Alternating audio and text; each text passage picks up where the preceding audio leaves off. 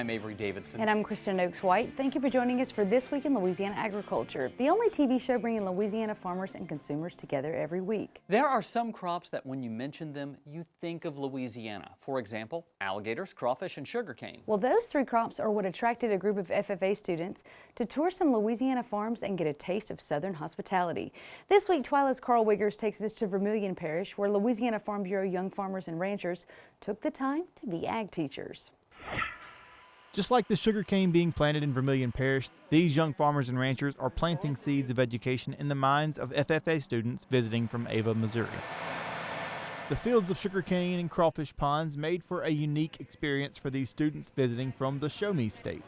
Paired with the Southern hospitality of Louisiana farmers, the students were sure to have a great tour. However, as Jamie Lee explains, this tour actually began in a Zoom call. Well, our local YFNR chapter with Vermilion Parish started participating in something called Connect YFNR, which is where young farmers and ranchers from all over the country get together and talk about different policy issues, different updates in agriculture. And through this process, we were able to meet Tanner Clark, who is with the Missouri FFA chapter here today. Once a year, we have a fundraising opportunity back home, and that money we raise, we do an auction, silent auction dinner, and then we do that in September, and then we take the proceeds off that and we help the Ava FFA chapter through various ways. And one thing that we do, which I think is very important, is we offer these ag industry tours. And so every summer, usually dead week, we'll take them and tour somewhere agriculture in the U.S. So after a few days visiting farms and ranches across Texas, the group traveled over to Abbeville to be hosted by the Vermilion Parish Young Farmers and Ranchers. And so we're getting to see rice farms, crawfish farms, alligator farms, and sugarcane. And so that's all things that we don't really have in our part of the country. That's been very interesting. So we just kind of try to always mix that up and give them a little bit of opportunity to learn and see something different in different parts of the country. I think young farmers and ranchers also is as much part of anything is they're building those relationships and meeting people from across the country and learning about agriculture and different things. That's a lesson Lee's students are also learning as they follow along on this tour in their home parish. Even though they might live in South Louisiana, it doesn't mean they've seen the process of harvesting alligator or even a day-to-day crawfish operation. So it's still a good experience for them, but I think so far their favorite part is being able to meet students from another state. Helping lead the tour and teach about sugarcane is Brian Simon, a sugarcane farmer and the Vermilion Parish Farm Bureau president. He loves seeing these connections being made and the leadership that's happening within his parish in the young farmers and ranchers. Oh yeah, it's been such a pleasure watching our YFNR group grow. I mean, they've really taken the bull by the horns and they've put themselves out there and their hard work is paying off. You know, we always talk about focusing this attention on the kids, but there's so many adults too who don't understand all these different commodities, and it may just be because it's something that's not in their area. So once again, them coming from Missouri, whether you're a kindergartner or 40, 50 years old, you've never seen alligators processed. It's just not something that you're going to come across. And Farm Bureau allows you to make those connections across states to do that. In Abbeville, I'm Carl Wiggers for This Week in Louisiana Agriculture. The YFNR Connect event that sparked this relationship is a monthly virtual event put on by the American Farm Bureau Young Farmers and Ranchers. To learn more about the program, head over to our website at twilatv.org. Well, fields across Louisiana, especially in the central part of the state, are finally starting to dry out. As Craig Gotro shows us, the wet spring and summer have caused many issues for farmers and is expected to lead to lower yields for many crops. Wet weather from March through the middle of July has made growing crops such as sugarcane and soybeans a challenge for Louisiana farmers this year, especially in central Louisiana. We've had 210 days of the calendar year. We've actually registered a rainfall event 40% of those days, so that's around 84 days. Record cold in February, followed by the rainy weather, has caused this year's sugarcane crop to be on the short side. Much of the state's soybeans were planted outside the optimum planting dates, and it looks like both crops will see reduced yields. Definitely going to be below average on our cane. When you're a little bit late on planting beans up here, it does tend to have a little bit of impact on your yield. What is helping to offset these lower yields is strong commodity prices. I am thankful that the commodity price, certainly the bean price, is really strong. So maybe, you know, the net to us may be about the same as what we've been doing. Combines have just started to make their way into cornfields, but farmers are not expected to have a bumper crop this year, again because of the less than ideal growing conditions. I think most of our corn is going to be below average to what it's typically been, especially compared to last year. Cane planting typically begins now, but many farmers have elected to postpone a week or two to allow the crop to grow some more. With the LSU Ag Center, this is Craig Gautreaux reporting. Many sugarcane farmers in Louisiana will have more acres to plant this year because of the record cold in February, which damaged acres, and they'll have to be replanted this year. Inflation is on the rise, and it is certainly impacting the food sector. Grocery store prices have seen the highest level of inflation since the pandemic began, according to the American Farm Bureau Federation. As well as Nima Lawson tells us, the whole supply chain that brings us our food is seeing increases. One of the big fears during the early part of the pandemic was shortages in the food supply, and while shelves were restocked quickly, so too did higher prices, which have lingered into this year, according to LSU economist Michael Delaberto. Food prices, especially for meats and fresh foods like vegetables, contributed to an overall food inflationary rise of about 3%, which is typically higher than what we would normally see. Delaberto says prices are higher across the board, but inflation at restaurants is almost double that at the grocery store. Retailers work to shift food distribution away from the restaurant sector and for more food products that were geared for the at-home consumption. But retailers really have seen a lot of logistical hurdles, not only from delays at the port, but also companies have seen increases in cost for inputs, manufacturing units.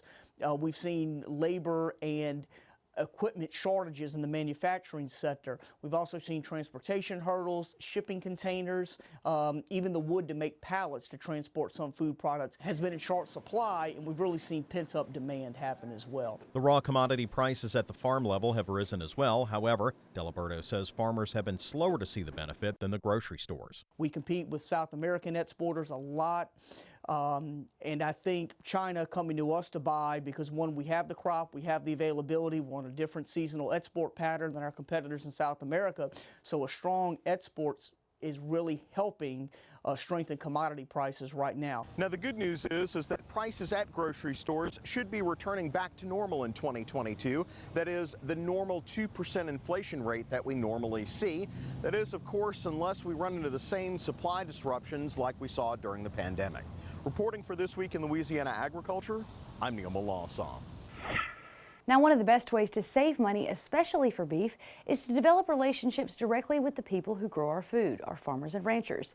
From CSAs to buying everything up to half a calf, there's likely someone in your area who can get you a better deal than the grocery store. Well, Kristen, I bet you did not know that we can take a cold drink with ice in it, make it hot, and not have the ice melt. What? Of course I knew that. I looked at the scripts just the same as you did. You make a spicy simple syrup and add it to your favorite cocktail, which is exactly what our friends at the Southern Food and Beverage Museum are going to show us in this week's Ag Minute. Hi, I'm Maddie, and we're at the Southern Food and Beverage Museum today, and today we're going to learn how to make jalapeno simple syrup. You are going to want a small pot, and usually for a simple syrup you want a 1-to-1 ratio. So 1 cup water, 1 cup sugar. And then you are gonna want probably 1 nice sized jalapeno. But today we are using 3 little baby jalapenos from our gumbo garden. We have the water and the sugar in here. And you wanna bring it to a boil until the sugar kind of dissolves and it becomes clear. And right now we are kind of at that stage. So once we have it at that stage, you are gonna put all of your jalapenos in there, and then you're gonna stir it up. Put it on low at this point once you've had it at a boil, and kind of let it steep. You don't want the jalapenos to break down, but you want them to impart their flavor, their kind of vegetal, spicy, savory almost flavor. So you're gonna wanna stir it for a good minute or so. You want all of the jalapeno to be coated in all of the water and the sugar, the syrupy goodness. Once you can kind of tell that all the pieces are submerged, and when you're at that point, you're ready to put it in a jar. So the longer this sits, the better it tastes. It really infuses the simple syrup. It's perfect for a tequila drink, like a margarita. It is majorly delicious, and you will be glad you made it. So as soon as you make it, I would put it in the fridge so it has time to chill, and once it's chilled, you can use it as soon as possible, because right now it's a little lukewarm, and that's the last thing you want in your cocktail. This is good to go. Now that looks hot and delicious. If you would like to learn more about SOFAB or plan a visit yourself, visit our website at twilatv.org. Still to come on TWILA, we dig into the TWILA archives for a boost from 2010. But first we head to Oil City for some Louisiana beef on a brand new Field to Feast. Stay with us.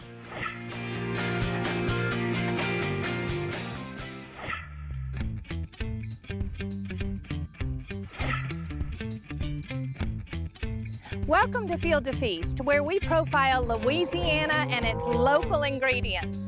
This morning we're in North Caddo Parish at Woldridge Cattle Company, where we're learning about direct marketing to consumers of Louisiana beef. Field to Feast with Jennifer Finley is brought to you by the Louisiana Crawfish Promotion and Research Board, Louisiana Crawfish, ask before you eat, and by the Louisiana Beef Industry Council, beef, it's what's for dinner, and by the Louisiana Rice Promotion Board, think rice. One of those fun facts, you have a lady walk up to the farmer's market and they're like, how long does this take? I said, what do you mean? Well, how long does it take you to get to this point and have this meat in this package? I said, about 3 years. Right. And they just like, huh? They just knocks them back. I said, it's about 3 years.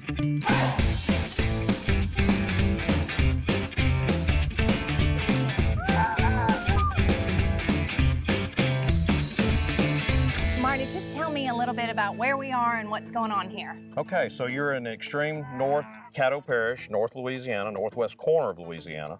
You're here at our operation. We, of course, call this now Woldridge Cattle Company. Grandparents acquired this place in the early 1960s. Counting my great-grandfather and my son that's here with us today, we've had 5 generations walk on this place. It seems a little daunting to an everyday person to say, how do I go about getting myself my own cow? I like to sell halves and wholes to people. Okay. I'll have somebody... now tell me exactly what that means. That half a cow, a whole cow? Yeah. So it'd be like taking us and splitting us right down the middle. We got this side of the ribs and that side of the ribs. And so you've got one ribeye loin and one sirloin loin and your one tenderloin. And we have to do a constant educating. Every customer we work with, unless they've just been working with us for years now, you're always trying to teach them what they're really going to get out of it, what the possibilities are. But the fun thing, I think, for our customers on the customs especially, sky's the limit. You know, one of the biggest things that people do not have is freezer. And when I say freezer space, I like to say they don't have grandma's freezer. What we found, and that's one of the reasons we had to also shift to our packaged meat, our inspected, sell you 1 pound of hamburger meat legally, is that most people living in a subdivision have that nice side-by-side in their kitchen, and that's all they've got. Right. So, you know, they want to spend $100. They want to spend $150. They want X amount of hamburger meat, a couple of steaks, and a roast, and we'll see them next month. We have customers all the way from deep South Louisiana, Baton Rouge and further, that are consistently still buying from us because good product, tasty product, and a great butchering service that cuts it like they want it, packages it like they want it, and they're willing to either travel the distance, but as some of y'all know maybe now, we have our own reefer trailer, refrigerated trailer, and we, once or twice a year, load up 7-8 steers worth of meat on a Friday morning, and I head off to South Louisiana, making drops from Ellick to Lafayette to Baton Rouge. Marty, what are you hearing from your customers? I mean, what are they saying about your meat? Well, everyone is blown away by the difference in taste. If you'll just do a little business with me and the other producers like me and our friends in Boyce, Louisiana, our friends in Athens, Louisiana, that are doing the same thing that I'm doing, we're going to be here the next time the grocery store's empty. Don't wait for the grocery stores empty to come to people like us. Build those relationships and we can all do well together. Is this a labor of love for you? Well, it is. And you got to remember, at the day's end, why do we do what we're doing? Why do we all work hard at Farm Bureau? Why do we work hard at the Department of Agriculture and so on and so forth? Because we all love the industry and we love our state. And we not only want to see that it lasts, the industry lasts here in the state, but there's an 8-year-old standing over here behind us, and I don't really know what he wants to do, and he doesn't know what he wants to do in life, probably. But if he wants to do this, this is the only way that I see that I can make sure it's here for him in the future.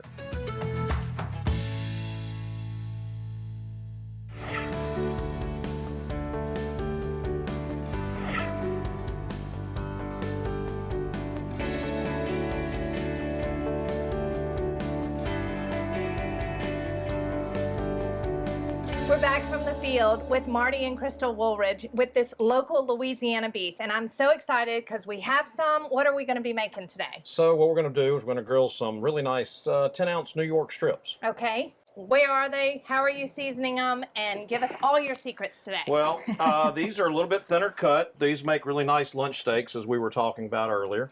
Yep. Already smell delicious. You're going to smell, yeah. So this is kind of our standard family marinade, I guess you would say. Well, do you have a guest room? Yeah. Montreal seasoning, Worcestershire, and Italian dressing. Well, while you get those on the grill, is this something that we're ready to get on there? Yeah, I think we're ready. Yep. That sounds great. Crystal, can you talk to me a little bit about the farmers market and the customer relationship that y'all have going? What are the cuts that they're looking for, and how does that all work? Well, I will tell you, it is anybody's guess on any given weekend. There is no rhyme or reason. It is super interesting. We can go in one weekend, and the weather might have a little bit to do about it, but you might sell nothing but hamburgers one weekend. The next weekend is roast. The next weekend is steaks. Or like this past weekend, the organ meat was extremely popular for us. The what this week. meat? The organ meat. So the heart, the tongue, the Really? kidney, the liver. Yes. Yes, Marty and I kept, because we were both working 2 different markets this weekend, so we kept texting each other back, and he goes, I'm out of kidneys, I'm out of heart, I'm out of liver, and I'm like, I just sold 2 tongues, so it's been fun. We get doing excited 2 over the markets. little things, trust me.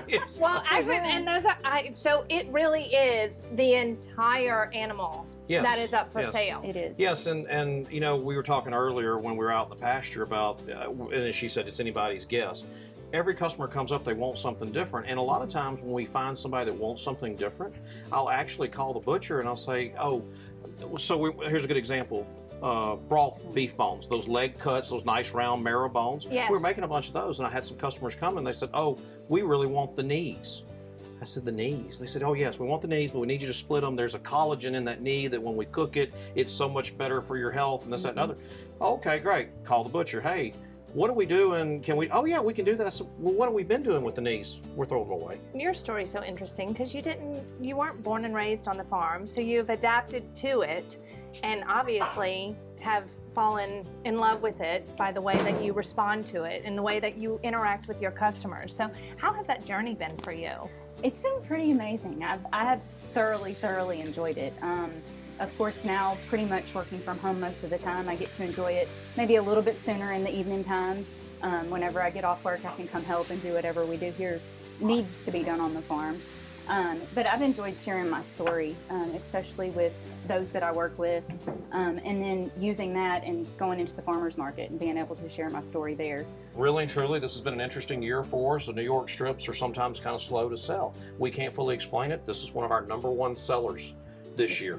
We're cutting, these are a little thinner. I normally cut them about 1.25 inches. We leave a nice little piece of bone on it so they get that, everybody wants to pick that bone up and eat. Well, there's something about that last little piece right by the bone that has this explosion of flavor. Yeah, yes. But this is a prime example of never leaving grass, pasture-raised beef that has been supplemented with local grain for about 150 plus days, depending on how we get them, you know, when we can get them into the facilities or what have you. I think you find an excellent, very tender piece of meat, and this size steak makes a kind of a nice midday meal. Can't get any more local or Louisiana than that. You can. So, oh my gosh, look at the color. Oh. Yeah. I'm gonna move over. I hope this doesn't mess up the shot. Oh my word. I didn't ask you how you like your steak. It doesn't matter however you make it, it's how I like it. Definitely one of the perks of the job is this delicious Louisiana beef that we get to share here at the Woolridge Farm. Thank y'all so much for having us today. We're so excited. It was such a great day, and we will see you next time on Field to Feast. Field to Feast with Jennifer Finley was brought to you by the Louisiana Crawfish Promotion and Research Board, Louisiana Crawfish, ask before you eat, and by the Louisiana Beef Industry Council, beef, it's what's for dinner, and by the Louisiana Rice Promotion Board, think rice. As TWILA's 40th anniversary grows closer, we continue our pre-party celebration by showing you some of our all-time favorite stories from the TWILA archive. In this week's Boost, we're taking you back 11 years. So 11 years more hair, 11 years less wrinkles, to a clip from our This Week in Your Town series. Well, if you know Avery at all, you know that Avery loves 3 things. And correct me if I'm wrong.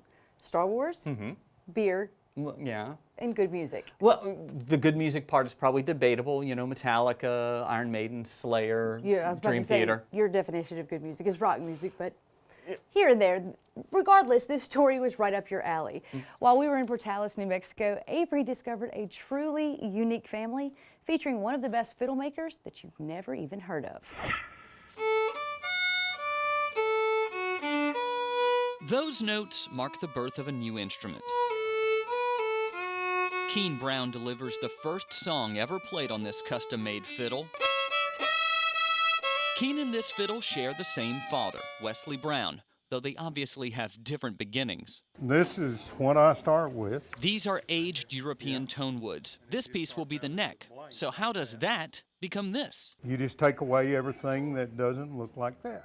Sure, Brown tries to make it sound simple, but before he even tried to make a fiddle, he spent 2 years reading more than 100 books, some dating back to the 1400s. The tone of the instrument comes from the thickness of the graduations of the top and the back. The tone is the spice of the fiddle, and to make sure it sounds just right, Brown takes a cue from the kitchen and sprinkles black pepper right on the wood. Then using a tone generator, Brown turns the dials until the pepper dances. See, right there. Right there is the resonant frequency of that wood. And if it's not the tone he's looking for, Brown scrapes away the bad notes. And it appears building instruments runs in the family. Keen here built this guitar-mandolin combination 3 years ago when he was only 13. And just like this instrument here, the violins are a perfect combination of new and old. And in a workshop full of instruments about as complete as Beethoven's 10th Symphony, Brown is forced to turn to his family to enjoy the finished product. All of them are very musically talented, and I can't play anything. I mean, I can't even play the radio. But then again, each fiddle he completes becomes part of the Brown family. Yes, Keen's birth was more important than that fiddle's birth, but you know, it's kind of the same kind of thing. Kind of like another child.